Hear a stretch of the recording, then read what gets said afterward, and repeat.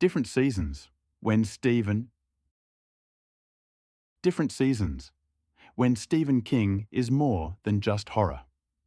Part 1. Introduction. The other sides of the King of Horror. When you hear the name Stephen King, what comes to mind? A dancing clown in a sewer? A haunted hotel in the Rockies? Or perhaps shadow monsters under the bed? But what if I told you that some of his greatest works contain no ghosts, no vampires, and no supernatural creatures at all? Welcome back to the channel. Today, we are exploring Different Seasons, a collection of 4 novellas that prove Stephen King is a master of the human psyche first and a horror writer second. This book holds the soul of legendary films like The Shawshank Redemption and Stand By Me. 4 stories corresponding to the 4 seasons take us on an emotional journey from radiant hope to absolute corruption. Let's find out why this is a must-read even if you aren't a fan of horror. Part 2. The core plot. 4 seasons, 4 lives. 1.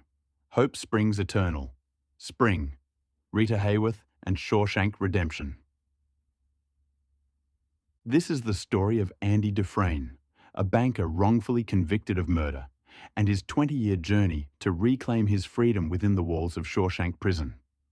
The heart of this story isn't the brutality of the guards, it's the power of hope.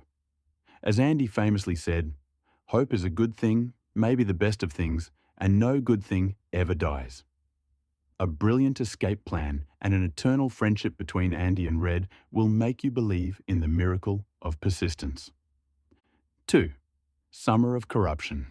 Summer, apt pupil. In total contrast to the hope of spring, summer brings a sense of revulsion. A high school student discovers his neighbor is a hidden Nazi war criminal. Instead of reporting him, the boy blackmails the old man into telling him stories of his atrocities. This is a chilling look at the nurturing of a monster, where childhood curiosity warps into pure, unadulterated evil. 3. Fall from Innocence. Autumn, the body. 4 young boys hike along a railroad track to find the body of a missing peer. A simple journey, but it marks the definitive end of their childhood. It is compelling because of its raw honesty, the fears, the dreams, and that bittersweet nostalgia for a time when I never had any friends later on like the ones I had when I was 12. Jesus, did you? 4.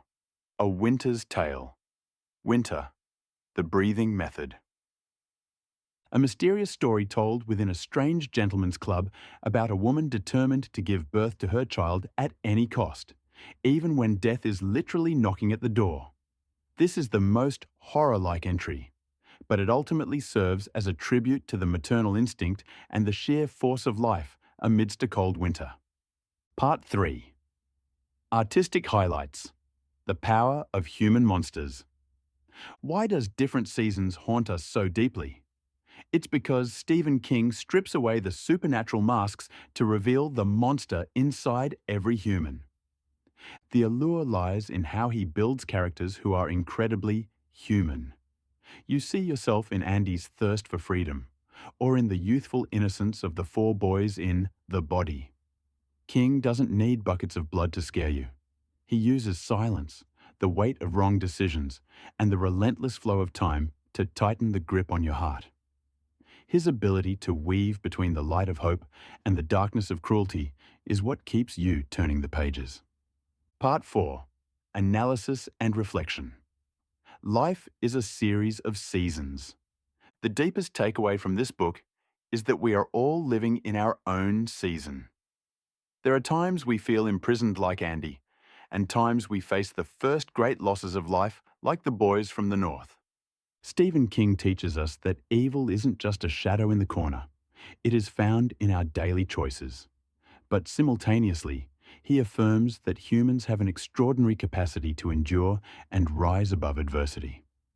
The book serves as a reminder that no matter how cold the winter feels, the spring of hope is always waiting ahead, if only we are brave enough to keep walking. Part 5. Conclusion. Let the King tell you a story. Different Seasons is a masterpiece that proves Stephen King is one of the greatest storytellers of our time. If you haven't read it yet, you are missing a vital piece of modern literature. Thank you for watching this review. Out of these 4 stories, which season resonates with you the most? Do you prefer Andy's quest for freedom or the coming-of-age journey of the 4 boys? Let us know your thoughts in the comments below. Don't forget to like and subscribe so we can continue to explore more mesmerizing literary worlds together. Until next time, and remember, get busy living or get busy dying.